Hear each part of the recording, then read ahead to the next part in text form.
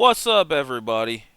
It's another episode of Midwest Weekly, and it's CLT here. We are going to kick off week 3 of our coverage for the Midwest Weekly Rec League.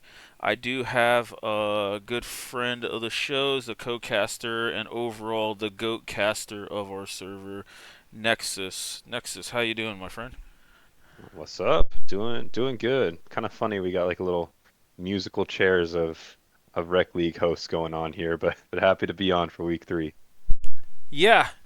Herwick is having some scheduling things going on with life, and it's summertime. That stuff happens. We've seen a couple games like this week got delayed till Monday because of vacation and everything else. So yeah, you got this duo here. So be nice to me in the chat. So we're gonna cover our week 3 action here. We're gonna start off on your screen. You can see how we're gonna cover the games in order, and we're gonna start off with a big week 3 matchup with Bop It Twist It Gank It versus Caster Curse. And while I go over to the game, Nexus, I'm gonna have you kind of kick this off. What did you see Of from this course. series, sir?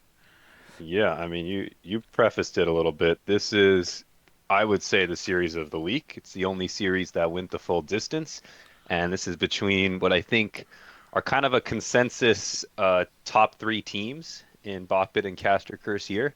So it was great to see them go head to head, and it definitely delivered with some long bangers. Overall view of these teams, I think they're both kind of play similar styles with drafting some stable comps, looking to scale up into the late game, and then just relying on team fights to carry them through. On one side, Bop it, Twist it, Gank it. You have your what I would call kind of the carry in Honda Crasher. I feel like he's the heart and soul of that team. He gets things going, and then the carries of Christmas music and the ADC kind of bring it over the line. And on the other side, Caster Curse, one-handed gaming. He had some moments this series, and he's been having some moments all season. Definitely the heart and soul in my eyes of that Caster Curse team. And then Big Sexbird down in the bottom lane, kind of that secondary, more normal primary carry. Like I said, a lot of both these teams tend to play some standard scaling comps. And so don't be surprised when the game goes late, and don't be surprised if it ends up being some good ones too. Yeah, totally agree with you there. One Handed has been having a hell of a split, and Bird here in the bot lane for Caster Curse, they're not afraid to rely on him. So I was very happy to see this matchup. Going into kind of the beginning of game one here, we've seen One Handed, as you noted, struck first here, getting a solo kill with the set and the Gnar matchup. One Handed, I think, is the only guy pulling off the set top lane, and he's showing that it just needs to get B banned away from him. Yeah. I'd agree. Yeah, I mean, this guy's like kind of a pro comp of Blippo. Like this guy, he's pulling out just those tanky bruisers, and he's somehow getting these cheesy solo kills and then delivering in the team fights too. Yeah, and kind of being a bot lane enthusiast yourself here, we see an AD that I think only again Caster Curse has played. Seems like kind of they've got their own read on the metas as Kog'Maw here. What you got some quick thoughts here on this Kog'Maw? Yeah, so kind of dissecting draft real quick. Like both these teams drafted some scaling bot lanes with enchanter supports. So Kog'Maw, kind of in general, I think is not like necessarily a top tier AD carry, but he is a very reliable late game AD carry. I'd put him up there in terms of hyper carry levels with, the Jinx, the Zeri type champions. And so when you know that you're going to be into a relatively safe lane here against Karma and Zeri, just getting mainly poked out rather than all in kill pressure, Kog'Maw's a great pick, and then it pairs up with the Melio very well too, just letting you fire from crazy range with both that campfire and Kog'Maw W. You get a lot of ability to kind of kite out team fights. Yeah, yeah, and he showcased a lot of that in these team fights here, and this game went on forever. This was what, a 50-minute game here. Yeah, Oh I Lord. think so.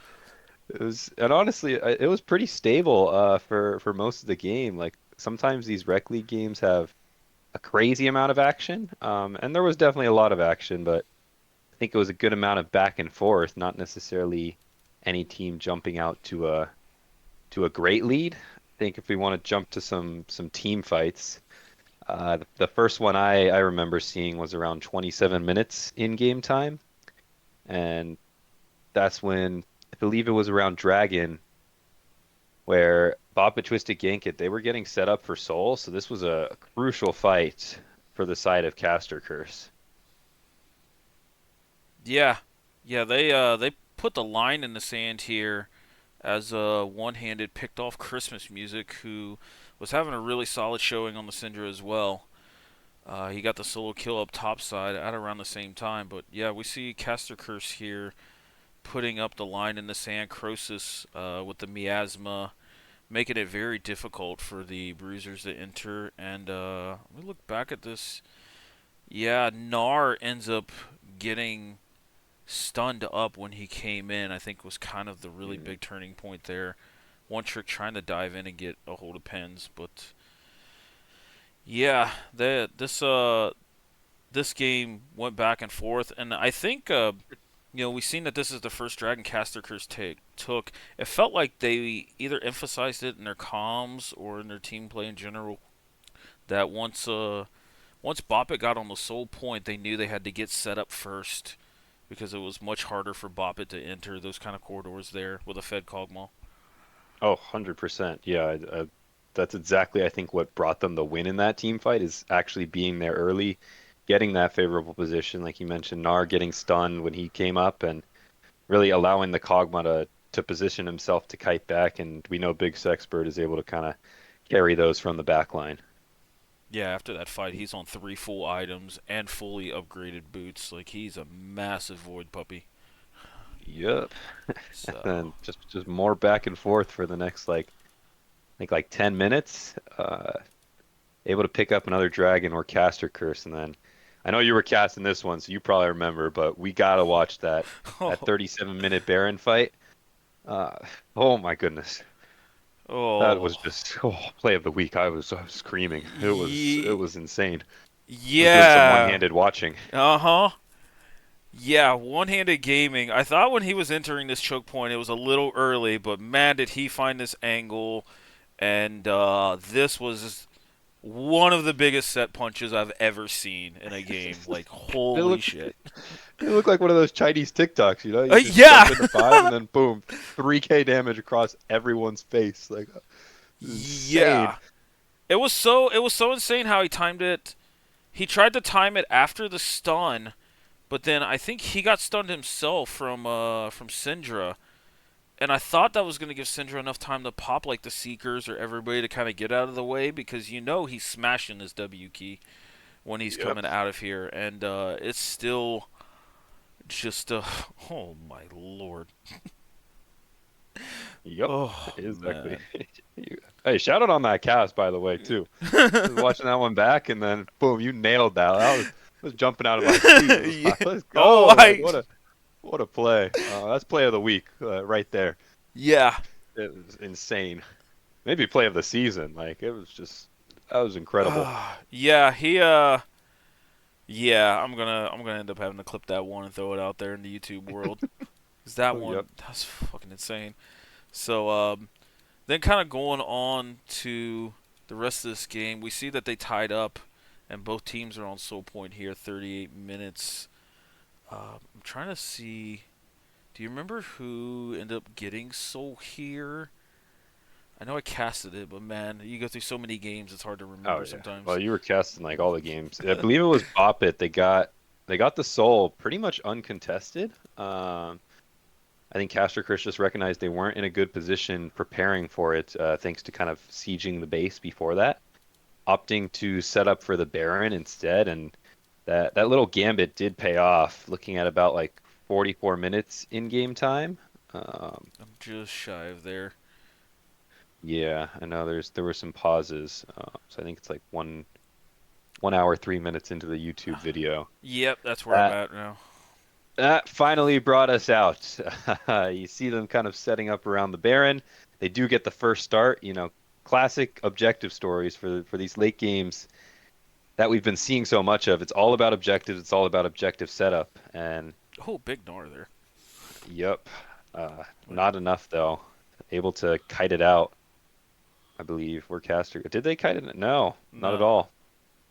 I was wrong. I was thinking the other game, but yeah, Christmas music cleaning up big, and I think that Chemtech Soul was putting in some work as well. Yeah, yeah, 100%. Late game Syndra just hits so hard here. Yep, and like I said, I really like Christmas music as kind of the primary carry of the Bop It Twisted Gank It squad. I think the mid laners new for the split wasn't here for the Sweat League last season. And Honda Crasher though is, I mean, what a game! Like in a 45-minute game, sorry, 50-minute game, to just die like one time on this tanky jungler frontline and still have all this KP, like it's incredible how involved he is in setting up the rest of his squad. Yeah, yeah, 100% in agreement there. So we're just going to kind of go towards the end of this game here. Yep. I mean, it was just a pretty stock standard snowball by this point. When you have Soul, when you have Baron, you're able to just kind of walk it in by now. So it's exactly what they did. Yeah, Bird basically getting the Syndra special with the one shot there, and you know, Scrub Lord doing a really good job not letting one handed back or TP. So, and they end up picking up this very, very lengthy but very competitive game one. So, Oh, on yeah. to game two here. What did you see draft specifically out of this game two? Anything stand out for you? Yeah, I mean the big one is going to be the Trundle, one-handed gaming on the Trundle, and it's kind of more of a cheesy pick, but it's something he's proven to be pretty comfortable on, and the team, I think, really drafting well around it. This Ivern Oriana kind of shield combo to buff up your bruiser. That's exactly the type of character Ivern wants to play around. And then on the other side of the map, drafting Lucian Nami. This is something I've been liking about Caster Curse and their bot lane drafts. Not just opting for kind of the scaling hyper carries every game that we usually see. They're willing to go for these more early game power picks in the Lucian Nami. And so that gives you lanes to play around and kind of a mid game to play through as this Trundle starts to scale up and really take over the side lane. Yeah, this Lucian Nami seems to be just kind of a patented thing for Caster Curse. We just got off of the stream of them playing their Week 4 matchup, and it did make an appearance there as well. So, Yeah, little spoilers, right? It's the timelines are weird this week because I uh, know I saw that one-handed gaming Trundle week 4 performance, and you know, not quite as dominant as this one, but still putting in some good work. yeah, yeah, I think the teams are going to start to slowly find an answer for it. But in this game, I think I believe it was a counter pick. No, they picked the Cassante into this, so they. Yeah, I think a big part of that is from the games I've seen out of Boppa Twisted Ginkit, they do like to play this very standard front to back team comp, and I think by all means it's a good call. These games are going late, draft one trick Susan on a scaling character, put your top laner on a tank, and then Christmas music tends to pilot control mages. So I kind of get it from that point of view, but into the Trundle, definitely didn't work out as we see. Yeah. Yeah, let's go into this early game here. We've seen Honda Crasher, again, you noted at the beginning of this. Got off a really, really slick flash gank here onto Bird in the bot lane. So already uh, kind of getting this Sivir to the point where she can handle a lot of this pressure from the bot lane. But then, yeah, Christmas ends up picking up one here in the topside river at 5 minutes. So Boppet already getting off to a really solid start here. Actually, they ended up Y- getting a third kill here at 5.5. So Yep. I know that's something you've brought up in the cast before, and I 100% agree.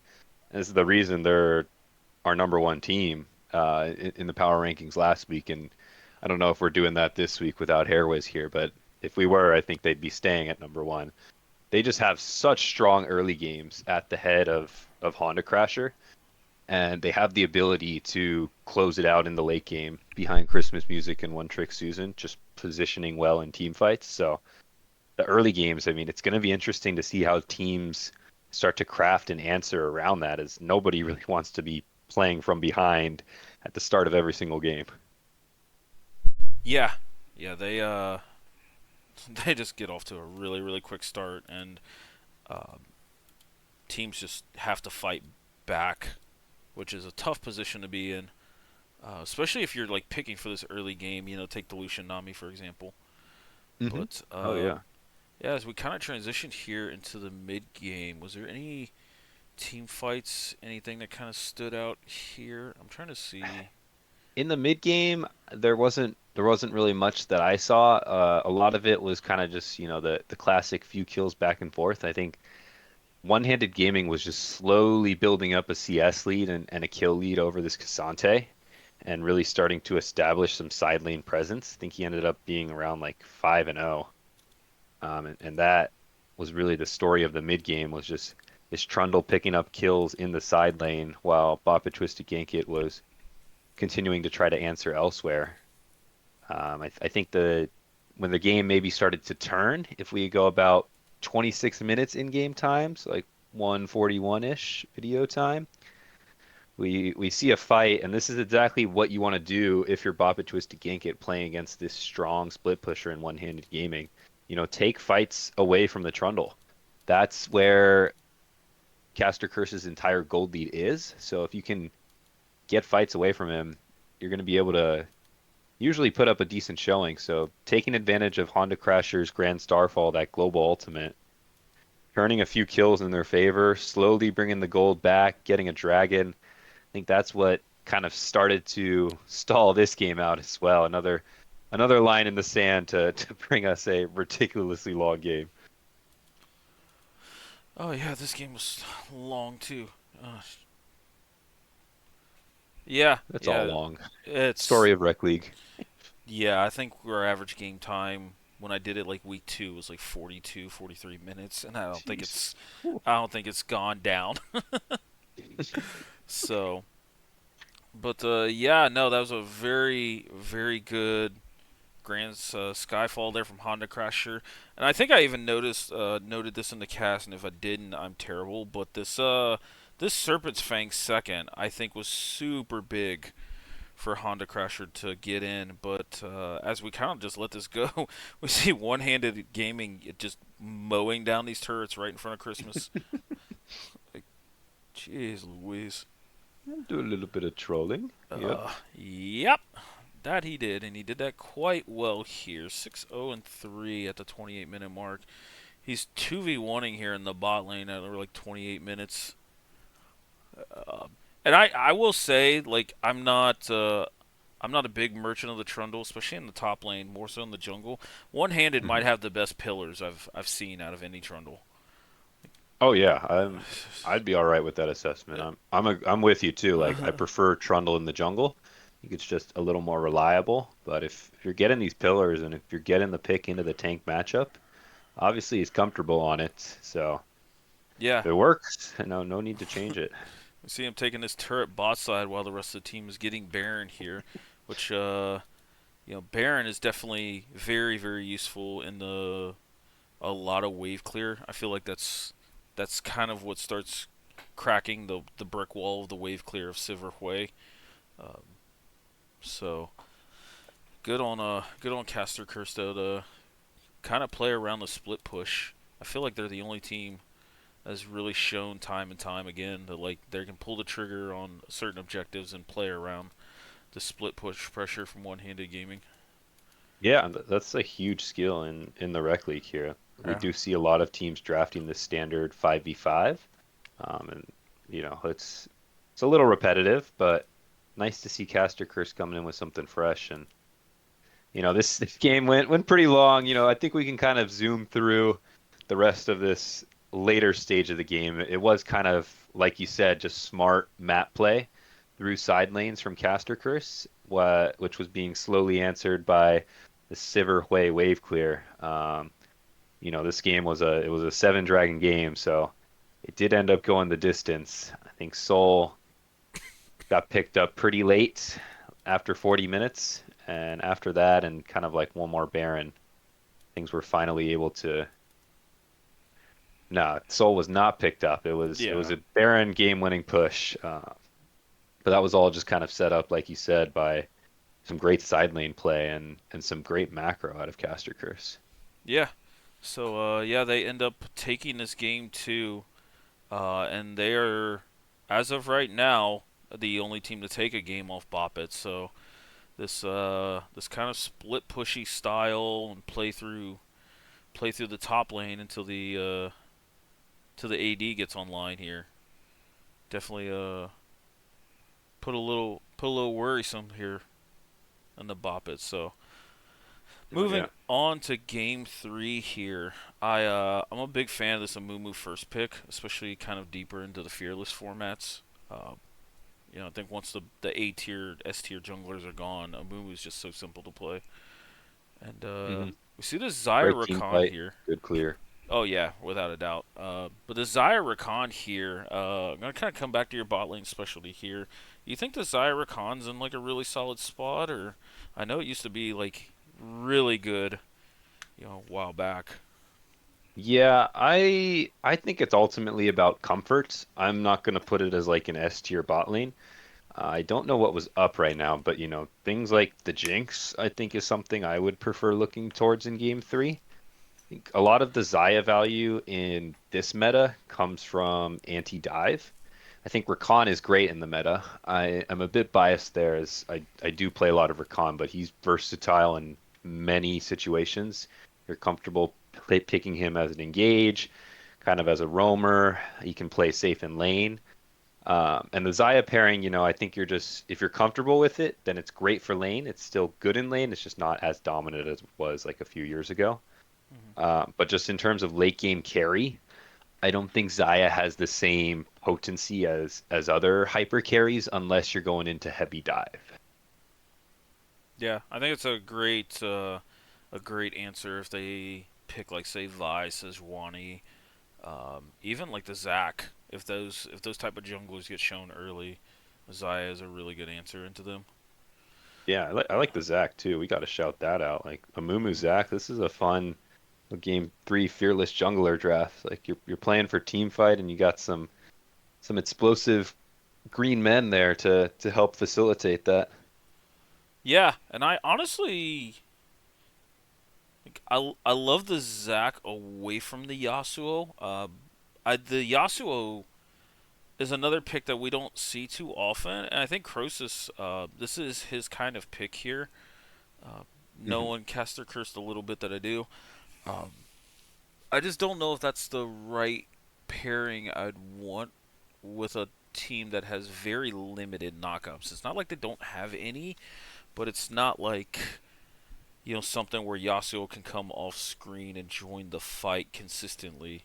To where if like you Oh played yeah, Yasuo Zac, or if there was like say an Alistar on the other team, or even if they stole the Rakan, that kind of commitment. So, um, yeah, but also I like agree. since we're talking about draft here, there's one thing I did also notice is like this is the first time I think Caster Curse came into a game with a draft that was front to back heavy and Yes, wanted to play a little more standard compared to the it's chaoticness they can exactly create. what I wanted to talk about too. Like Yeah. I think you can spend more time talking about draft this game. This game was a bit shorter. Um, you know, my first instinct was you put one-handed gaming on Ornn. Um, I'm all for trying, different angles and different avenues, but I think in this series he's proven to be your best performer. So I don't want to really put him on a weak side character like that. I want to try to keep exploiting what has been a favorable top lane matchup for us in this game three. I think the call may be going back to your Yasuo. We need something to help set this Yasuo up, but I'd rather you shift the draft with like pens on an engaged support. I much prefer Yasuo. Kind of agreeing with you, like with a knock-up jungler or a knock-up support. I think it's just easier to pull off. Usually if you have multiple sources, that's best. But in this case, it looked like the call was just to go for the Yasuo Corki as your sources of damage and trying to build a beefy front line around that. I just don't know if I agree with putting one-handed gaming on that beefy front line when he's been doing so good on the bruisers. Yeah, yeah, that was my thought. Also, it like limits your damage profile, and Quirky Braum doesn't also seem like the greatest pairing. I mean, Quirky's trying to prop the Braum passive quickly with the Hail of Blades, and Yasuo Orin do proc it quite quickly themselves, but Yeah, uh, this isn't like a great Braum game. Very typical answer into Braum is actually Rakan because against Braum you want things that can play the range.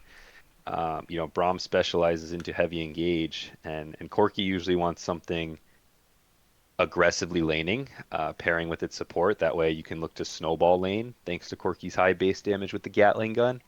So, the Thordle, One Trick Susan, Xayah Rakan, not necessarily top tier. I'd still put it up there in like A tier bot lanes, but not a fan of the pairing of the Corki Braum. And I feel like the other thing with the Braum is what are you really blocking engage wise with that Unbreakable Will? There's not too much. yeah. But yeah, we could spend time on this draft, but let's kind of get into this game. We already just seen where even on Orin and kind of being weak sided, one handed still draws first blood here in the Scrub Exactly. Lords Embessa here. This is a TP Ignite Embessa, by the way, too. Yeah, bro was putting down the hammer. He was doing work. He's making a name for himself this split for sure. I'm very impressed with what I'm seeing out of him. Yep. So, um, have you gone through this? Is there any major turning points here? We see Caster I Curse mean, get the first there's an early dragon. game skirmish around like 225 video time around that second Drake. That one gets a little explosive. It's for feats. Both teams on 2 kills. Honda Crasher going in early. Thordle playing the engage on the Rakan quite well to keep the fight going. And that one, ended up being pretty even, but that just was some early game action for us. And we do see Crosus Yasuo kind of on display. On top of that, Amumu gets to shine when you can play in these chokes and get multiple members with the Curse of the Sad Mummy. And Etrium was definitely doing that in these fights early on, at least. Yeah, yeah. We see they tied up the dragons and ended up getting was that 3 for 2, 3 for 3 off that fight. And they're sitting pretty here at 12 minutes with a 1,000 gold lead. Uh, Etrium's got his AP item completed, which is the only source of magic damage for this team comp. So getting him to that pretty quickly helps out. Yeah. But And honestly, stayed pretty stable there until we go 230 in the video now. Another fighting breaking out around the dragon. And these teams tend to play around objectives. That's something both teams do very well with both setup and contesting. And Caster Curse was able to kind of get the pounce here. TP advantage from one-handed gaming, I think, really put the nail in the coffin for that fight. And you start to see Caster Curse, break out into a mid-game lead here, which I wasn't necessarily expecting on paper, but something they were able to do just thanks to some superior team fighting there. oh, nice ult. Yeah, yeah. This is one of the rare times where the team that got set up first uh, didn't really have the greatest advantage here, like we've seen in the rest of the series. Yeah, and I think that speaks to not necessarily bad setup, just better collapse from the opposing side, just able to make that punishment happen. So really just on to the next objective too. Like this game three, I think, maybe just game three in the best of three after two long ones, it remains a little more tense. The vast majority of the fighting was just around the objectives. So Otacon, 21 minutes into game time, around like 2:34:50 Oh, I remember video this fight. time. Yeah. Yeah, they started up, and once again, despite one team being first to the objective, better collapse on the other side. A great Mbessa ult into the back line, and from there, the dive of Bop It Twisted Gankit just kind of took over. They were able to re-hit, get the Yasuo down, and the Corki just wasn't able to pump up enough damage against everyone else diving in on him. Can't really blame him there. Just kind of it was a great pounce collapse from Bop It Twisted Gankit. Yep. Yep. Otacon being the objective that makes or breaks mid-game team fights. Honda had an insane steal there that Oh yeah. turned into a big team fight win for Bobbit. Otacon, I think, is just so misleading on its damage because it's just like you feel like you can tank it forever and you're taking it pretty well and then you can stand your ground, but then you're like, oh yeah, it still lowers resistances. Resistances. Yep. So I just got one shot by a support. Like what the hell just happened? So Yep. And And then the rest of the game, once again, pretty stable, I think.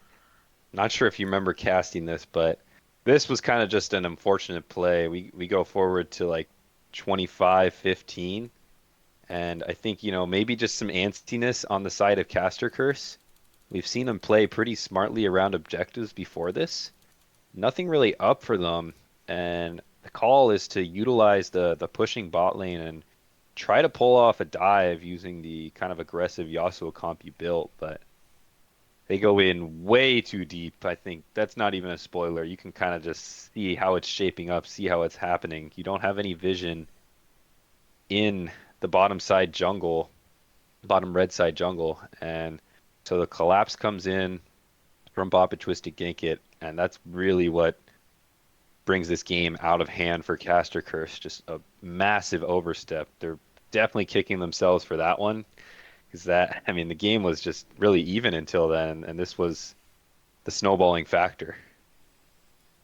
yeah, yeah, it looked like Croesus took just a boatload of return damage there from Christmas and the turret once he cleared the minions away, and then yeah, they just all kind of funneled in there, and Honda with a great jump in, and Yeah, I mean, followed up it's a, by Scrublord's ult.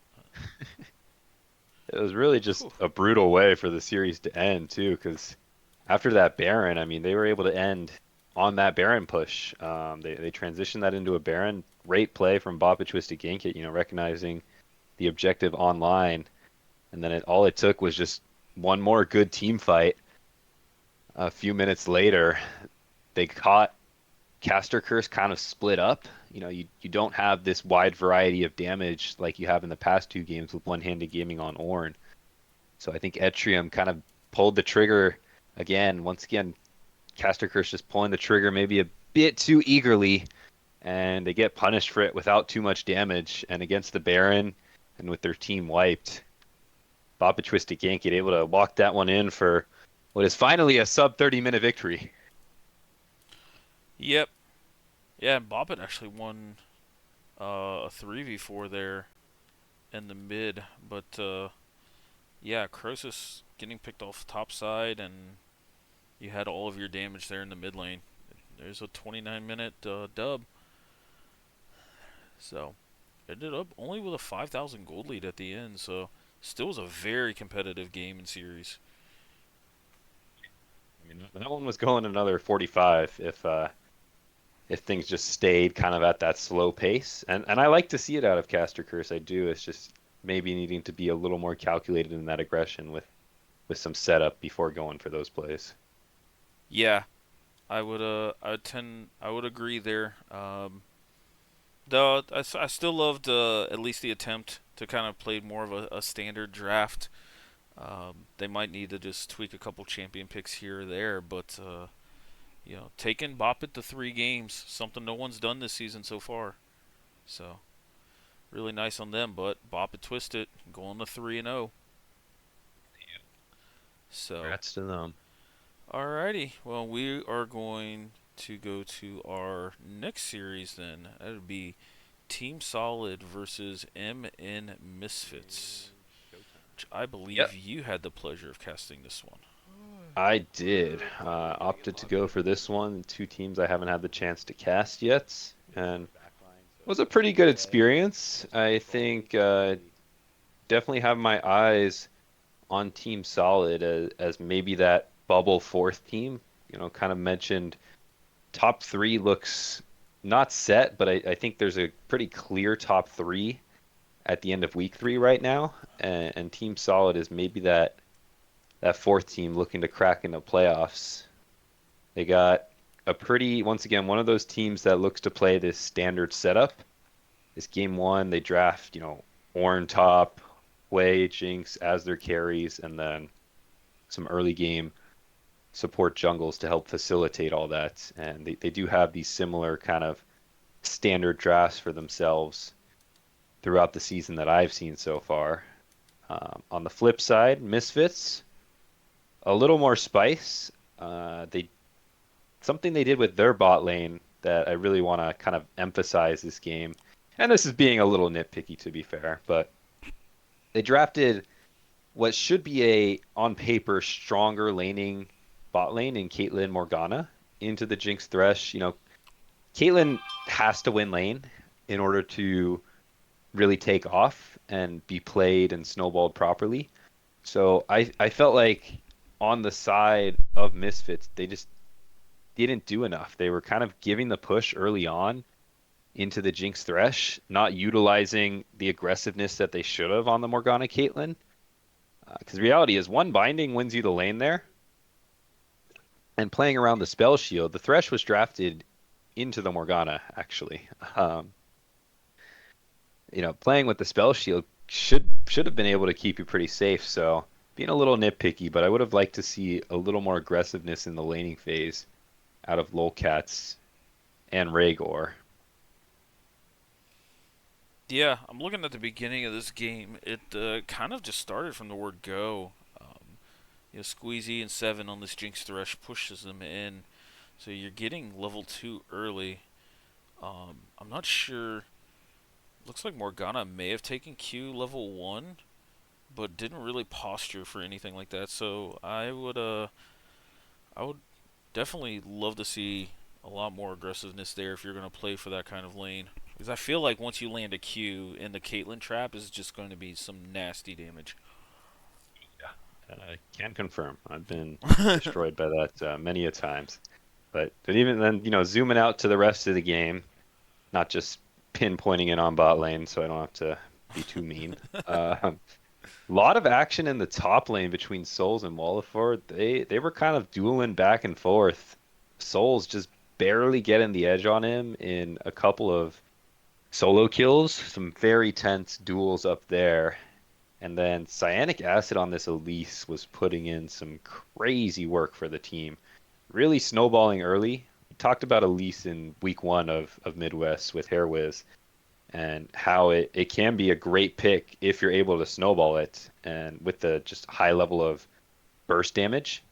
And that's what he was able to do. And especially into the Kane, that's a pretty easy matchup because Kane is doing the exact opposite that you are. You win into him 1v1, and then Kane is really just looking to power farm while you can run around the map and gank. And that's something we saw put on display. How I met my ADC was really struggling to get this Kane off the ground and get form stacks because Cyanic Acid was just punishing him greatly.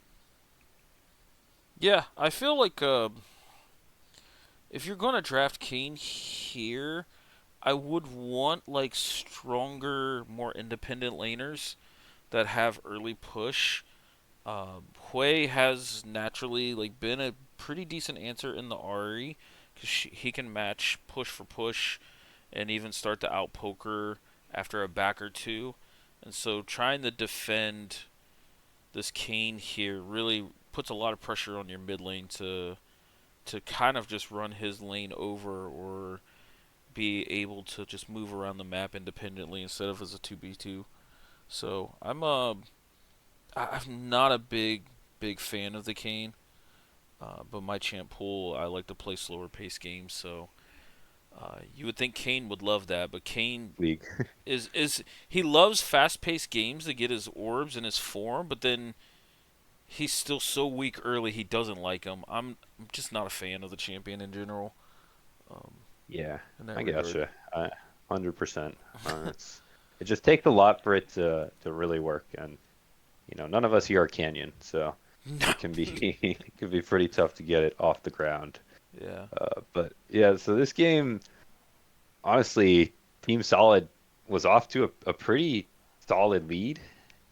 I got a little feedback from the cast. Needed to implement more solids into the word there. I guess they loved that. I wasn't sure how much to play out the bit, you know? I was like solid draft, solid team fight. Like I felt like that would have gotten old, but that's on me. I solid without the I there, sold a little bit. So Yeah. I'll make the adjustment going forward. Should I have the pleasure of casting them again? But yeah, Yeah. this game, they got the early lead, but it once again ended up going the distance. I think if we want to look at one team fight to maybe kind of show that, if we go to like 48 minutes in the video, in the YouTube video, it's a really tense dragon fight, just kind of showing how these teams are on edge with each other, going back and forth, because there is some great potential with Rhaegar and Sokka on the Morgana and Ari. They were able to kind of kick things off nicely with some bindings and some aggressive charm positioning. That kind of showed the knife's edge this game was on, despite the fact that Team Solid really did have this comfortable lead and a lot better scaling as well when you look at the Ornn, Hui, Jinx in this super late game. Yeah. I really love Team Solid's position here, just kind of daring Misfits to walk in to Hui, Jinx traps, Souls, being able to put out quite a bit of CC and tank stats. But also Ornn items came into play at this time as well, so you're getting a sneaky amount of stats here for the Team Solid team. What's that? That's one, two, three Ornn items upgraded for that fight. So yeah, on Zelda going for the early death cap as well. Yeah, it was a lot of damage on both sides, I think, is what really kept this game going long because teams were able to just go blow for blow, punch for punch. And that's kind of what the game was, just a few picks back and forth, with the single target CC, the Morgana, the Ari, and the Thresh, Elise, Death Sentence, Cocoon. So kind of why this game went so long. But if we look going to like 39 minutes game time, so I know that's a big jump ahead, but I can assure you it was just back and forth all the way up to then. Um, Team Solid able to position for the soul thanks to a Baron they were able to get earlier. It just really just superior scaling on their side, allowing them to slowly walk their way in, slowly get this pressure in. They pick up the soul a little before 40 minutes, and they're able to just kind of march it in from there. Yeah, this is a hell of a soul to get in this Ocean Soul. God, I hate that. I hate fighting into that Dragon Soul. Yeah, especially in Orin too. Like it's Oh, just yeah, it's just not dying. no, no, he's not here, and I'm not. I'm seeing only one source of anti-healing as well. So that's going to be really a really big uphill battle for Misfits to fight there. But yeah, 13-4 for 7 on this Jinx. Definitely got to get excited and fight around this. Zelda just still looks very prominent on Hui. I think this is his second time playing it this split, and he's showcased why he keeps getting that ban from. And So great work from Misfits, kind of sticking in that game. They really had no right to do so, but with some just constant picks and kiting out these fights, playing around the bindings and the charms and the traps, they were really able to stall that one out for a while, despite the deficit they found themselves in. Yeah. So looking at game two, I think we can go ahead and zoom into that. This was a little bit quicker. Um, Same kind of story out of Lolcats and Rhaegor. They draft this really bold bot lane, and I'm all for it. These are the bot lanes that I like to play um, with my boy Tango Fish. Give him a shout out. It's just trusting yourself that you're going to be able to snowball, and that can be a problem. You're playing Ezreal Karma. You need to get a CS lead. You need to get the push, especially into a melee support. You're going too ranged into melee range. You absolutely have to get the push. It's okay to sacrifice your health bar to do so. If you're playing it right, you really won't have to.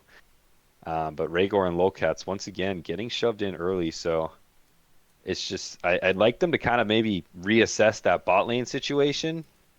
See if is this the bot lanes we kind of want to be picking to set ourselves up for success. Because if you're going to be pushed in anyway, then I'd like to see you opt for more scaling, because that's how these games tend to go anyway. Yeah, I would I would agree. Like kind of giving up they've gave up give up push twice with I think what you might agree with a stronger earlier spiking like bot lane Yep. is something you got to just kind of look at and see if yeah, if they want to kind of play these lanes or where they're going wrong with giving up this push. But hmm that's a Nefiri mid. I just caught that. I was just going to ask your thoughts on that. The Zelda guy, Nefiri mid. How do we feel about Nefiri mid? Oh, I have not seen it in a while. I know I've had the fortunate of laning against Zelda, and he has a unique take on just champions and mid lane. I've seen this guy bust out some wacky stuff, and he's also very proficient at some of the meta stuff. So, knowing Zelda, this is not a surprise. But I think it's actually in like not the worst spot when you have Souls who, for those who have been legacy guys in the server, he was part of the team that won the last iteration of the Rec League, and he was constantly getting Gragas bans against him in that league. He can play, AP, tank, bruiser. He's an absolute menace on that champion. So the fact that you still have a magic source and you can play this Nefiri mid into Vagar, which I believe kind of was an answer to Vagar, you can never really gank it because Nefiri just W's um, through the cage, being untargetable. Saw that a few times. It was picked R5 as well. Kind of Yeah, backing up your conjecture there. You are dead on. yeah, yeah. This is not a surprise knowing Zelda, but he plays some of these wacky things. We seen week one he busted out of Vel'Koz out of nowhere, so he's probably in the running for the most unique picks in the league so far. So not a surprise. Having some history with him, and he's very proficient on a lot of these picks here. Uh, Yeah, I've that's I've 100%. I've seen him do some wacky shit. I mean, So I loved it. He ran the ignite, he threw down the gauntlet, and he delivered. I mean, he was getting this push. It was a pretty slow early game, but he was building up a good CS lead and consistently getting the push. So hmm buying time for the rest of his team to kind of start to scale up, because you take a look once again, touching on the Amumu pick. It's incredible at these team fights, especially with the V7 bullet time. We see yeah, that combo pulled out many a times in this fight. I remember casting this game. I mean, they pulled it out over like 4 or 5 separate team fights, and I do want to shout out just how well coordinated the team fights of Team Solid were. Sometimes that bullet time was coming in before the Amumu ult like dropped, and that's how you know they were on the same page with when they're looking to engage and when they're looking to fight. So it was a real pleasure watching that, especially out of Cyanic and Seven. yeah, yeah. I love to see that. It just shows that these guys are not only playing together, but they're practicing these champions together and can be on a very very coordinated level because that's not a combo that you can just throw out there and first time it. It's like it's something you gotta get down. Oh yeah, especially like you throw in the Gragas too. I mean, this game was a lot less close than game one. I think all members of Team Solid, kind of in the mid game on, really just took it and ran with it. But Souls on this Gragas, he did play at AP this go around, a little bit of AP tank. He was having some nice casts all game too to help disrupt team fights, but it was never disrupting their own team fights. It was never really getting in the way of these MF and Amumu ultis. It was doing nothing but bolstering them. So it was just well played on all members of Team Solid. Yeah, yeah. I will definitely probably go back and we rewatch some of this game because I did not catch most of it, but I could see if they pulled off this combo really well, then that is very impressive because there could be a little bit of anti synergy with the Gragas ult and bullet time as well. Oh yeah. And So and touching on the flip side too, before we jump to the next series, I think this Misfits draft was always just pretty tough to execute. You have Nocturne, the Nocturne was an early pick, but Nocturne's doing the opposite of what every other member of the team wants to do and kiting back. Nocturne's going in while all that is happening. So just a bit of anti-synergy, I feel like, on the draft that made things tough for especially how I met my ADC to operate. And then from there, it was just Misfits being a little late to the punch compared to Team Solid with Cyanic Acid and Souls getting those engages in first. And then Misfits really not being able to kite it back, but still showing some good laning potential, especially early on, holding their own. And, in that game one with how long they were able to stall that one out, they're no slouch either. yeah, yeah. I think Team Solid, along with some of these other teams, they're definitely scaling up in this league and pulling off drafts like this. Kind of really showcases all the work you're putting in. So I'm excited to see Team Solid as we continue to go forward. But yeah, this Nocturne pick definitely seems out of place. You get three dragons so early. 23 minutes are already on three dragons and just took Otacon. Well, you're putting this Vagar and Ezreal on a timer. Yep, exactly. And that's kind of what ended up happening. Yeah, just kind of going through. They end up getting Soul here, 24 minutes. It still took them a few minutes to end this game. They end up getting a 30-minute Elder Drake. Oh my lord, that's quick. So, imagine then with the Elder Drake, they win the push. Yep. Oh, nice. I just seen the Curse of the Sad Bullet time that ended this game. Yeah, that was very well done by Team Solid. A lot of that all throughout the game. Yep. It's like, usually I try to pick out some key moments. There's almost like no point in doing it with this one because they were just able to pull it off a few separate occasions. Yeah, yeah, really solid score lines all across. So, Team Solid with a very impressive win over M and Misfits. So, with that being said, we're going to go over then to the third series and Capachungus Deluxe against Happy Jellyfish G League. Yeah.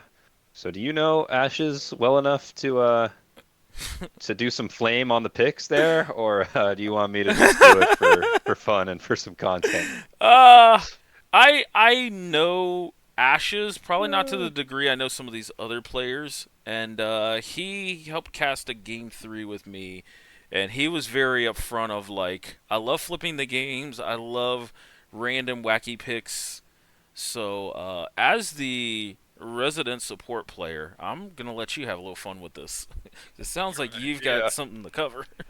I got thoughts. I mean, like, it's so the game one LeBlanc support. I'm not too mad about that. I think it's spicy, but I think it's all right. It's incredibly tough to execute.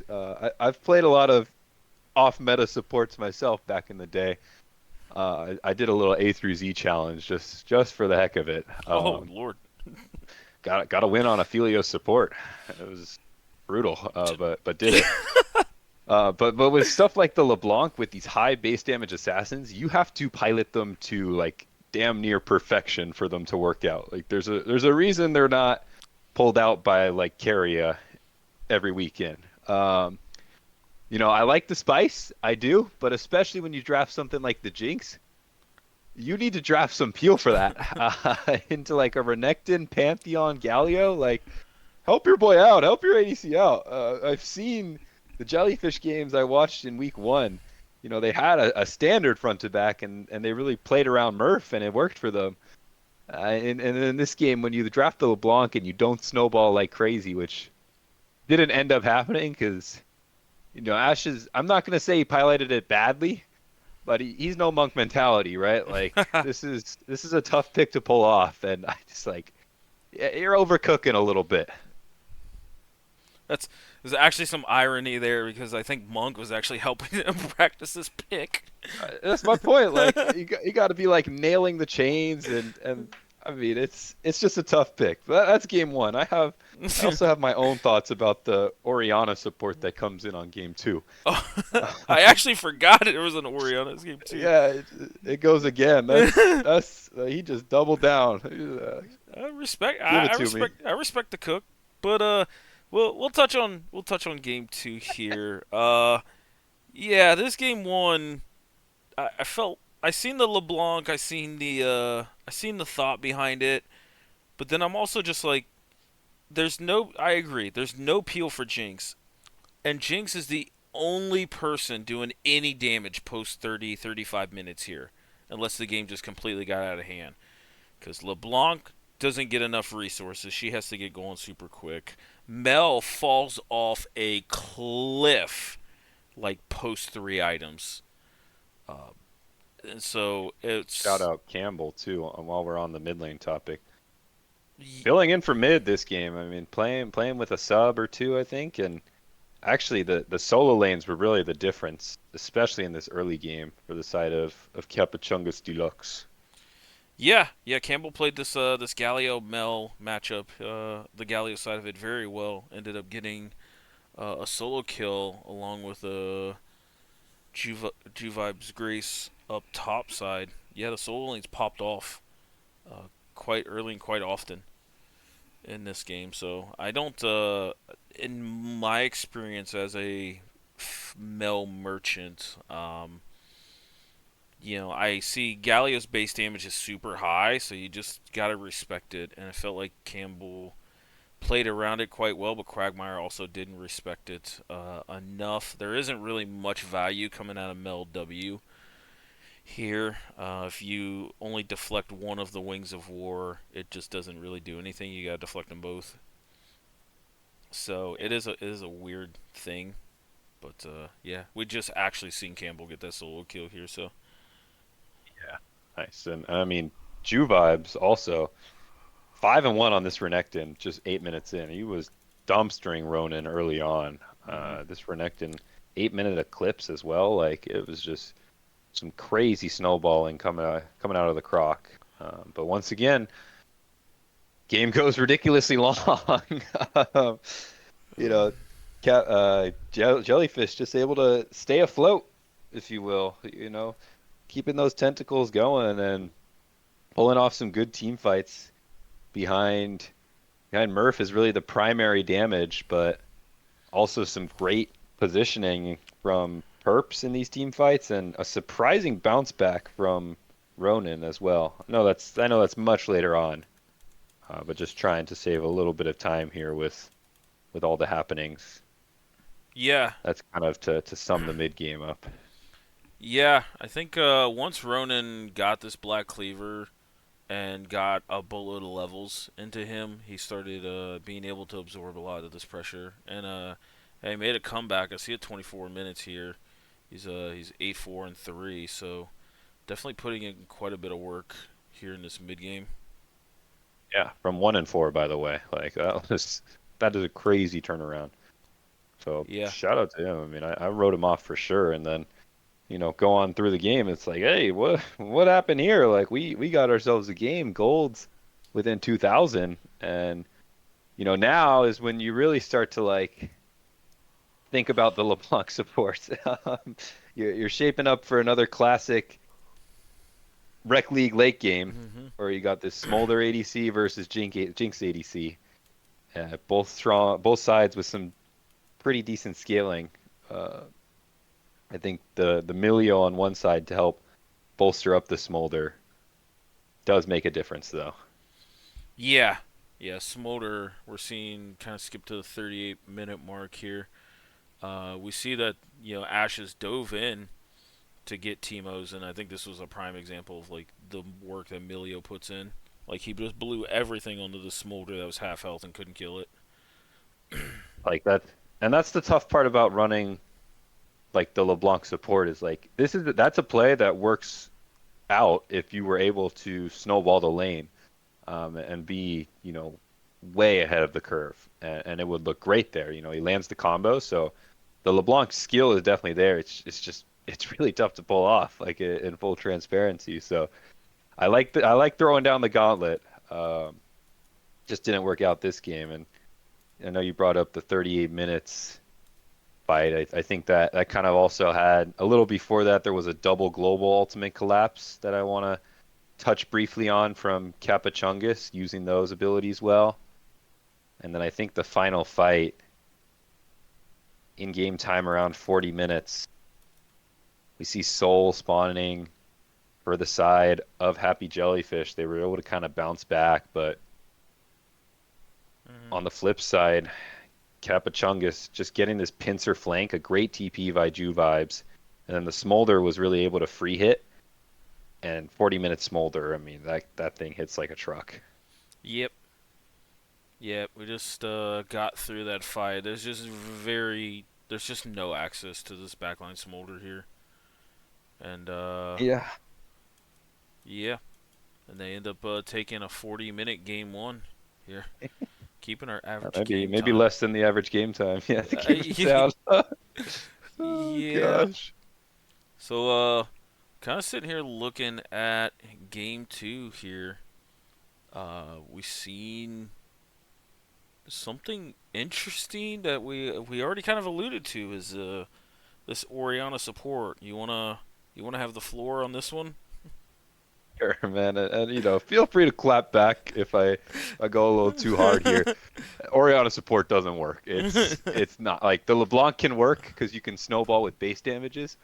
Oriana, and you can vouch for this as mid laner too, not to drag you in, but Oriana just doesn't do that much damage in the game anymore. You need a crazy amount of gold. You need like 3 items in death cap for those shockwaves to really be hitting hard and your combos to deal like 1500 plus damage. And on support Oriana, you are never getting that gold. You don't have the same snowball potential as like an assassin pick, i.e. LeBlanc. And so you're kind of just stuck being, maybe an AoE CC bot with the shockwave, maybe a little bit of shielding, but it's just one of those things where you do everything at like a really low level.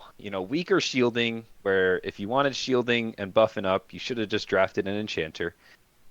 Damage wise, if you wanted more damage in terms of AP burst, you should have just drafted like a mage, going for something more bold there than the safer control mage. Or if you wanted some crazy CC with some shockwave combos, you were better off pulling out an engage support. So, not at all a fan of the Oriana. I just it doesn't work at support. I don't think it's really that great in the mid lane either.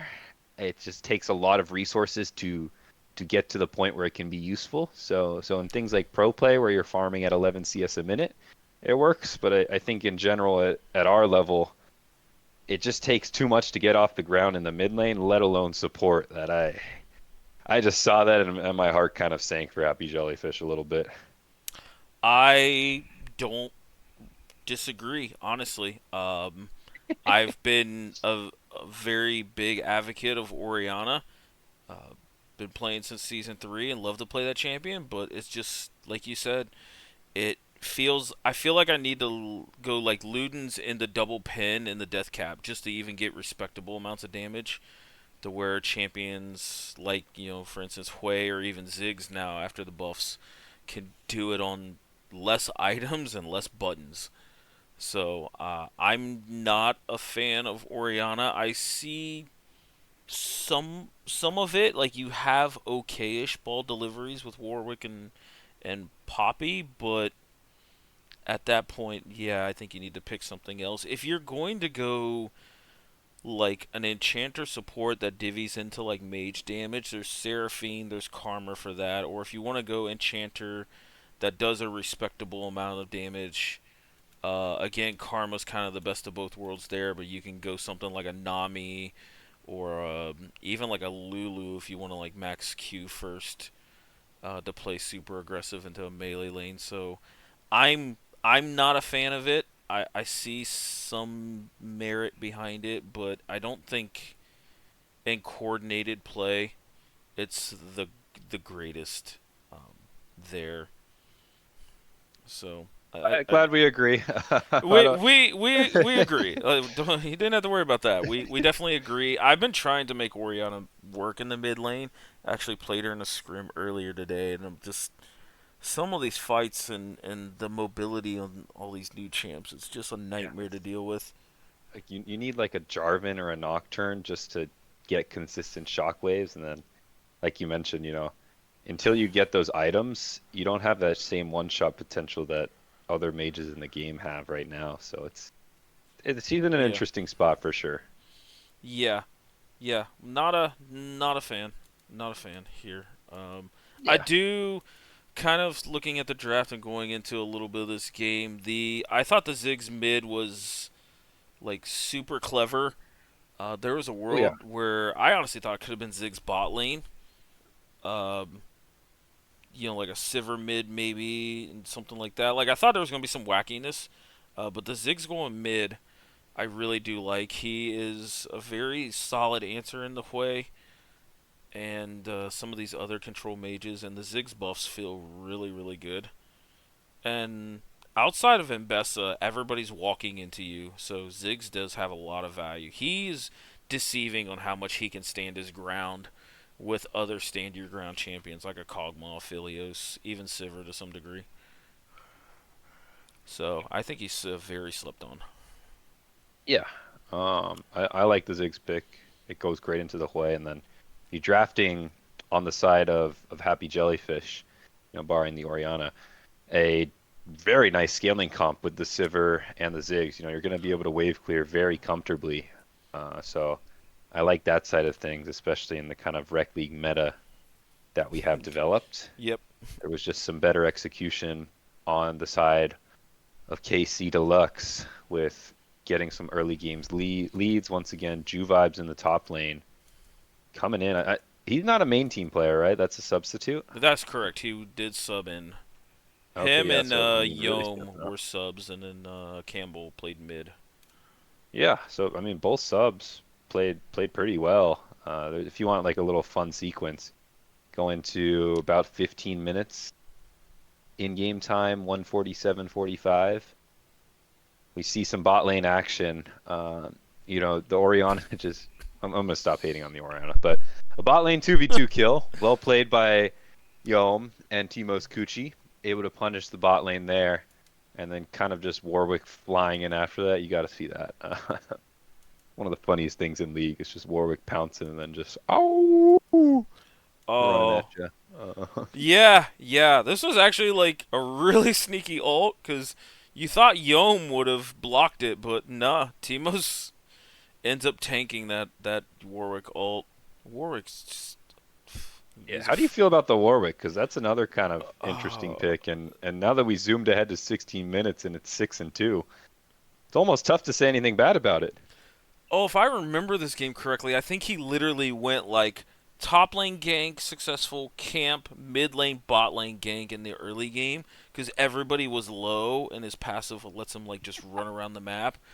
Like I love Warwick. I don't think he's as like turbo broken as he was say like mid last year, but I Mhm. think in Fearless where it's like he's good in a spot in like a game 2, game 3, I think he's got some merit, and I really love Warwick with Ziggs as well. You set up the ult quite easily, so I think it's another kind of slept on pick.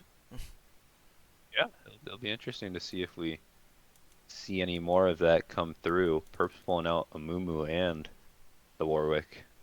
Really making a fan out of UCLT. I mean, that's uh, That's some of your top picks there. I love the simplicity of them. I know they often get trashed for being like easy to play or simple champions, but I mean they get the job done. And also like Warwick has so much viability with itemization paths. You know, he can build a little tankier, he can go a little more offensively. He just kind of gives you whatever your team needs. So, I love that about the champion. Yeah. I know this game didn't really have any defining moments to me. I think the biggest thing is just the team fight positioning out of Capachungus was phenomenal. They were kiting back the Warwick dive great, and then just playing that front to back. I mean, even with these substitutes and these position swaps, Timos Kuchi was able to just reliably carry from the back line alongside the rest of his team, creating space for him and wreaking their own havoc in the back line. I think that was the highlight of this game too to me was just Capachungus's team fight positioning, despite the valiant efforts of both dive and kind of scaling and stalling that Happy Jellyfish G League was pulling out. Yeah, yeah, this was a really solid showing here by Capachungus, as you said. And, I love some of the creative picks coming out of Happy Jellyfish. They definitely seem to be them and Caster Curse seem like they have their own meta or their own thought process on draft. Yeah. But, yeah, this is a really, really nice series, really nice win here for Capachungus to maintain like a team in the top spot. I think this is, if I were to guess, this is your third team in that kind of like top three. I would actually have just based off how the games go. I mean, we can do a little reveal at the end because it's Yeah. it's not too much different from last week.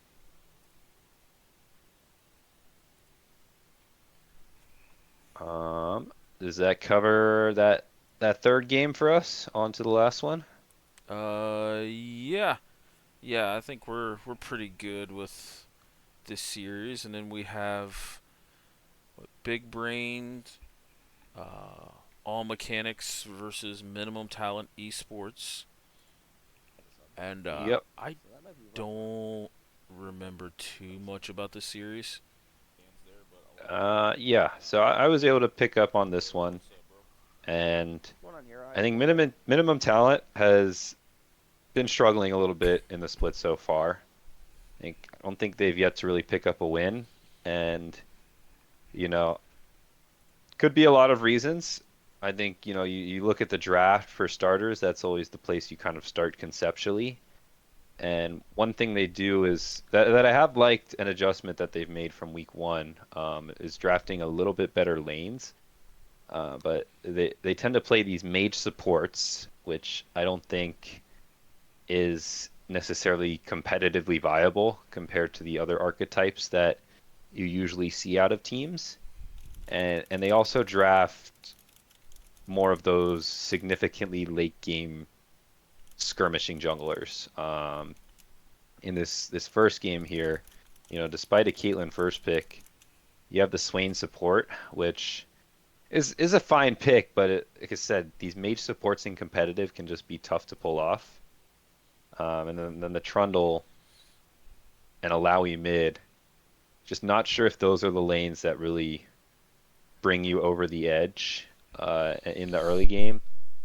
And not to be like, too rude here, but just to be completely candid, after watching some MTE games over the first few weeks here, it just may be that situation where, you just got to get in the lab and grind it out a little more.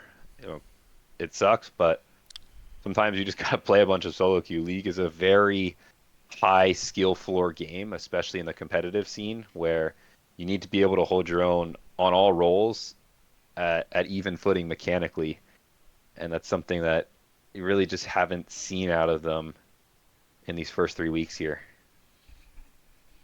Yeah, I would tend to agree though. I think me and Harwood covered on last week that I was actually thought their drafts from week 1 to week 2 improved quite a bit, but it felt like here they outthought themselves on this. I mean, even just looking at the draft, I thought Alawi top going into a Jarvan would have been much better, and Yeah. the Gwen mid, if both players were able to rotate the champions, is definitely much better into Malzahar. Even if you get the E onto you, Gwen just presses W and ignores all that damage.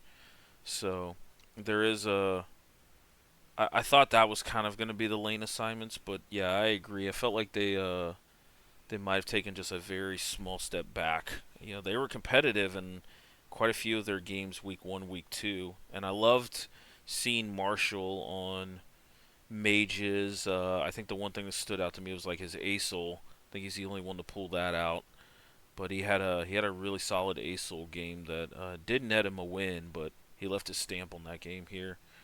But yeah, I mean, on the flip side, though, talking about big brain, all mechanics, they just played this early game beautifully. I mean, Cosmic Mo was all over the place. This Viego is just incredible performance, getting on the map, getting tons and tons of kills, and then really just textbook snowballing with pushing deep vision in and utilizing your massive gold lead there to continue to punish MTE, who really just have a rough time walking up into anyone once they fell so far behind. yeah, yeah. They played this beautifully, and honestly, there was a lot of picks that they've been getting bans on. I know Shreese has been not able to play Varus, and I felt like Kazulan was getting this Malzahar banned every single game. So the fact that it was left up, um, they kind of showcased why these champions need to receive bans and being taken away from them. But yeah, Cosmic Mo I think's been the standout player for me uh, for Percent, Big yeah. Brains. Yeah, I know Shreese had really good performances and was kind of duo helping Cosmic carry a lot of these games. And I'm still gonna get slack for my hot take last week on Shreese, but uh, yeah, that's why it's a hot take. But Cosmic again, I think he's showing that he is kind of similar to what you said about Honda Crasher, where this team goes as far as Cosmic takes them, especially in the early game. He's 3-0-1 here at 8 minutes on a Viego champion. Is quite insane because I don't think Viego's that great. But Picking him for the mid game, the late game, those resets, and it's a very tough champion to navigate sometimes. So, I mean, he was able to execute it well. Very respectable champion if you can pull it off. I don't know if there's any tennis watchers out there, but I recently found out Taylor Fritz. He's a like U.S. tennis player. Guy plays League. He's like a top 20 tennis player in the world, and he mains Viego. And everybody was just talking about that's a good champ to main. I mean, that's just respectable. He's cool. He's tough. He's a little bit of everything, and definitely takes skill to pull off. And that's just to bring it around. Like Cosmic Mo has that skill to pilot it in what was a very dominant game one. I mean, you can skip ahead. We can save the viewers from some of this brutality. I think MTE picked up one kill. yes, yes they did. Oh boy. Yeah, like it's the best way you can put it. I mean, you may just have to get in the lab and grind it out. We've all been there at stages in League. When I first started competitive, I was just getting gapped every game in lane, and I realized scrims would only take me so far. I just need to watching videos would only take me so far. Just gotta start playing a bunch of games and getting used to holding my own in terms of micro. Yeah, 100% agreed with it. We've seen that this. I mean, this almost ended up being a perfect game. It was just the one death away from this perfect game. So yeah, really good. Really good start to the series here for Big Brains, and let's kind of cover game two and see some of the thoughts on that. So looking at the draft. After seeing game one, I was really scared of this Akali pick, but I mean, this Akali wasn't bad by Marshall at all. not at all. I agree. No, mechanically, I thought he played it really, really well. I do like the Nasus pick up top side. It was let me go back at the draft real quick. Yeah, it was kind of an answer to this B1 Mundo, but then minimum talent. I kind of turned back to the week one, week twos here. I really love the flexing the Urgot then to top and moving Mundo to jungle, as Mundo just kind of gets stacks on by Nasus. So they showed some life here in this game too. But Kazulan bringing out this Lissandra is always a reliable answer to some of these assassin picks. And this Samira here, what a Some spice too. yeah. What's your thought on this overall Uh, here? So this is why I'm not really a huge fan of the mage supports that Reaper tends to pull out, is it's very punishable if, you play this hard engage. Out of Shrees, I don't think it was necessarily the Samir that won this game, but he piloted it well. I didn't see any kind of issues with it. It's a great pairing, Samir and not. You have good kill pressure, and it matches well with the rest of the team. It's a very kind of in-your-face team. We're going to be in the thick of things, diving in together, and so Samir is comfortable with that. I kind of like the pick here. It's a little bit of spice, and I know there were a few ADC bans that came in between both the ban phase and Fearless. So I like the pick. I I'm with you. I think there's some stuff that you can perfectly time a win wall for. Even something basic as like an Akali E, where for some reason Riot still wants that to be 60% of her damage. You can sense some frustration there. Yep. But being able to win wall, Urgot alt, MF alt, Brand alt, like I'm not a Samira merchant, but this was actually like a really low key a sneaky good game for her. So I thought maybe they came into this game kind of wanting to spice some it up or maybe try a pick, and they found the right one to land on. And this is a good amount of cooking. You throw in the Samira, you throw in the Nasus, and then you still have comfort everywhere else with Kazulan Lissandra and Pantheon for Cosmic Mo to kind of make sure things stay stable. And I want to shout out the Nasus too. I think, MTE did a much better job of staying in this game, staying in the thick of things. One of the strengths of MTE that I've seen is if they can get, full skirmishes off on even footing, like they can usually hold their own. They're very well coordinated, in sync in terms of target selection, especially when they play these kind of bruiser top sides that we see with this Mundo Akali running at you. Just the Nasus pick, an example of a good cook, able to scale up into the Urgot pretty decently and, start to take over the side lane there. Yeah, yeah, I agree. Especially with the skirmishing point, MTE, we've seen them be able to just take some fights on even footing and just use their buttons appropriately and actually play them out. We just seen one where Akali played it really really well mechanically. Well, I mean his Akali might be better than mine actually. Um, but yeah, Nasus was a fantastic pick. I think he doesn't care about any member on the top side of this map and will never really be threatened by misfortune early enough. So he's just able to free stack. I believe he even got a solo kill here. But Cosmic Mo again. I'm kind of skimming through this game. 4-2-1 here at 13 minutes. He's just making such a big impact all over this map every single game for Big Yeah, Brains. I mean, it's been a he may be. I mean, he's the clear shining star of this big brains team. It'll be interesting to see in the weeks that follow, kind of what he's going to bring. As I think they have like one of they have a pretty decent schedule ahead of them. Boppa Twisted Ganket is their final week. They play Caster Curse in week 5, and then week 4 here, Capichungus Deluxe. So yet to kind of play some of our top teams, and I think that will be a true test of how he's able to pilot what has been, relatively smooth, clean early games against some of the higher level teams in the league so far. Yeah, yeah. I think I'm with you 100%. I'm very excited to see the rest A of lot the of season. agreeing this episode. Oh I man, mean, it's just it's so there's smooth.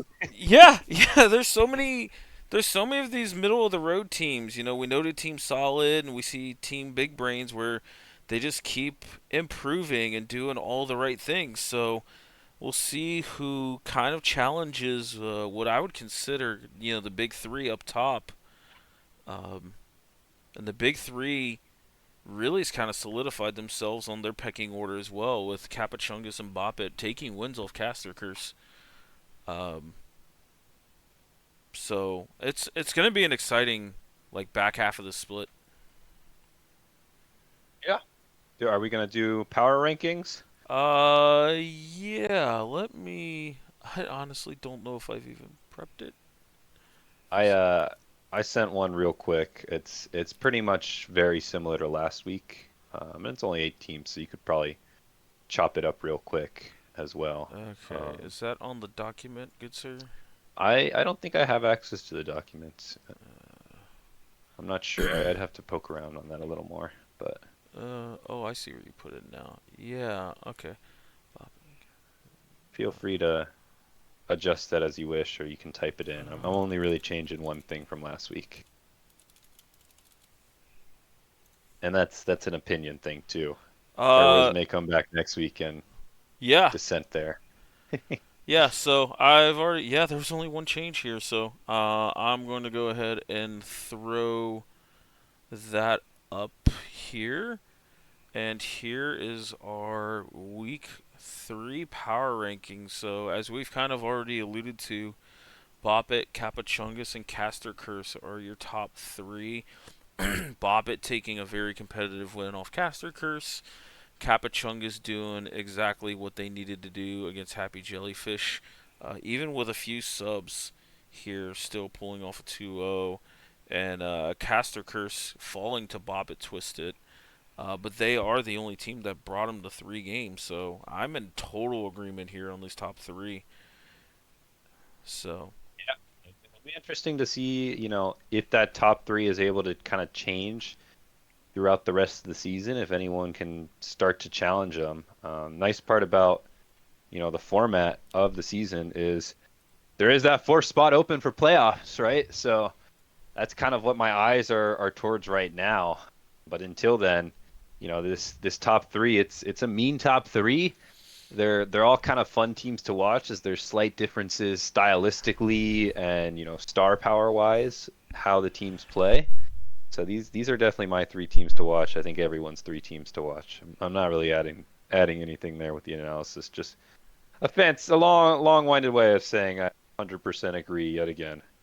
yeah, yeah. And then I think the change here was Team Solid and Big Brains kind of switching spots here, which I honestly think those are kind of the two front runners for this fourth playoff spot. I'm not sure if how much you're in agreement with that, but they definitely seem like the next little half step down from the top 3, but they're still kind of above M and Misfits, Happy Jellyfish, and MTE.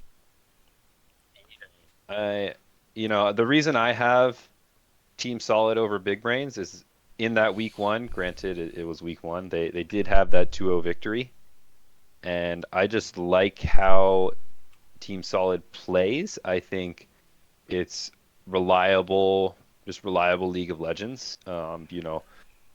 Pretty clean drafts in and out with a little bit of spice from Zelda guy to keep things appropriate, and then just really like how they team fights.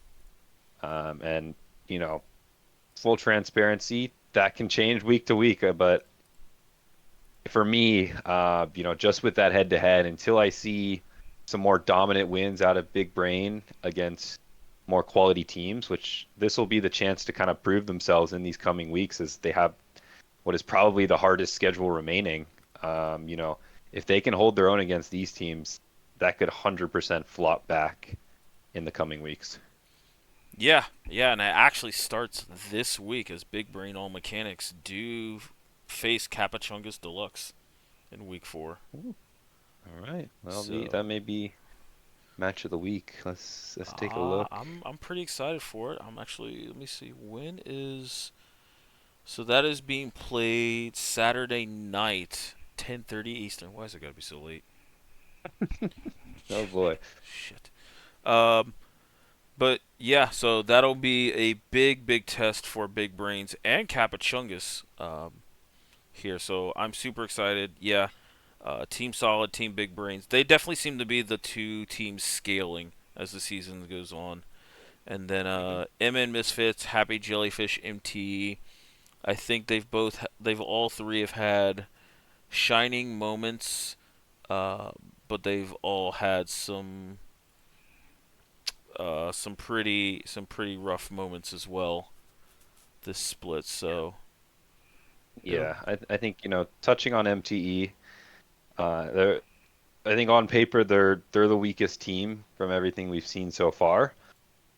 You know, I don't know mathematically what the chances are, but I don't think it's looking great for them in the final weeks here in terms of making a playoff run. I just want to see them in these weeks continue to kind of hone in on those drafts and really show off some improvement in terms of individual micro level. Want to see them get to those spots where they can be competitive in those skirmishes and play towards their strengths, which is when they can play together. So, eyes out for them, getting a little more into the other two teams. I think Misfits, they're going to be interesting to watch. I don't really have a clear area of improvement for them other than like maybe just drafting cleaner, like cohesive drafts. I think that's something I notice is they don't really go for. It didn't seem like they were setting up how I met my ADC for success, and so I want to see how that kind of gets adjusted going forward. And then Happy Jellyfish, there may be like the dark horse out of those three. They do have Ashes, who I think maybe out of the kitchen can put in some work. Was our Sweat League champion, so definitely has it in him. And then the rest of the team, Quagmire has pulled out a few good games too. So it'll be interesting to see how that team can kind of mesh. I think if any team is going to mesh together and really make a crazy push at the end here, it would be them.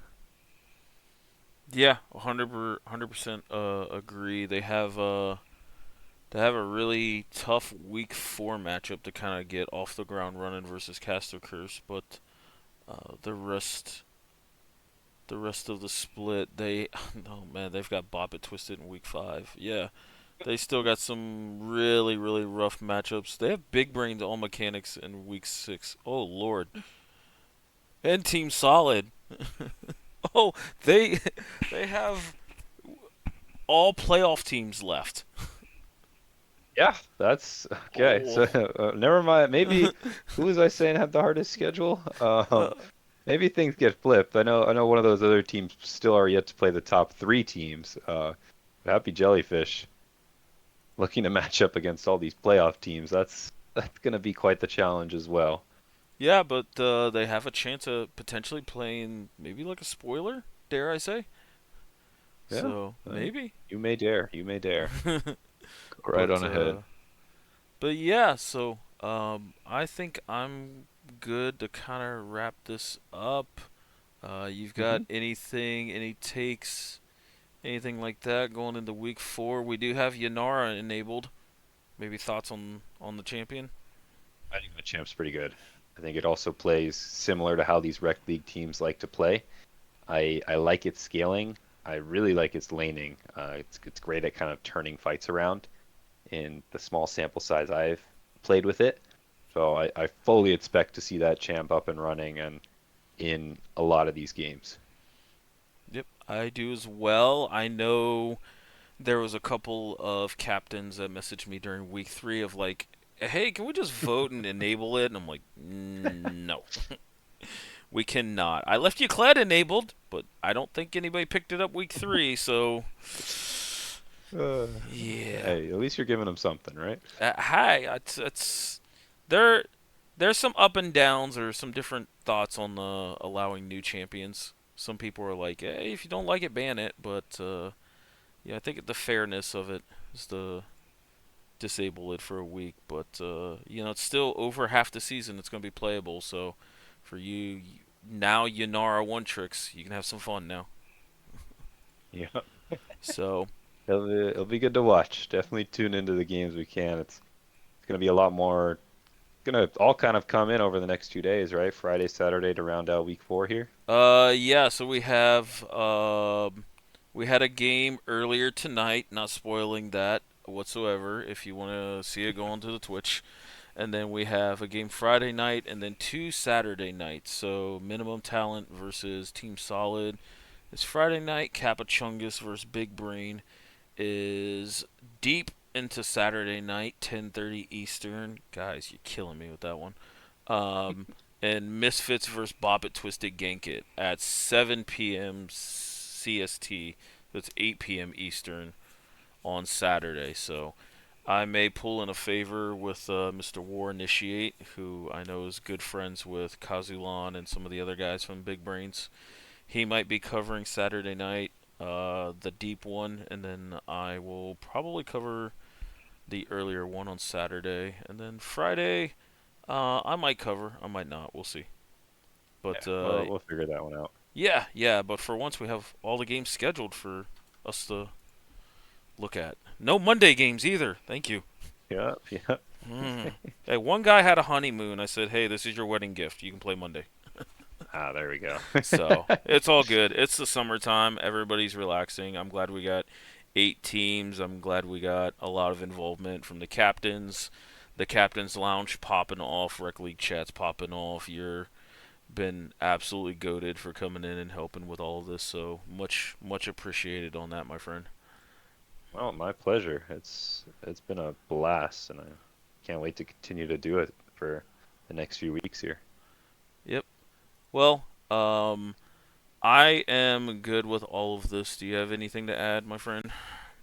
Nope. Was a pleasure spending this Thursday night slash Friday morning with you. We'll let you get some sleep. Yeah, yeah. It is. It is. Yes, officially Friday morning. I do have to get up early, but we were gonna bang this out. We were not gonna let this hang for you guys. They. This is the most I've ever seen anybody like. Where's Midwest Weekly? Where's Midwest Weekly? Yeah, It's like it I feels love it. good. I It's like, love it. oh, wow. So, but I'm CLT. It's your boy Nexus, co-hosting with me on this Midwest Weekly. We wish everybody nothing but the best in their and anything they got going on. Hopefully, the summer is great to you guys, and we will see you on the next episode. I believe Herwick might be back. If not, we'll bang out another one. Either way, it's going to happen for you guys. We're going to keep this going. We got a lot of good momentum, a lot of people ready for this. So, for CLT and Nexus, thank you guys for watching this, and we'll see you next time.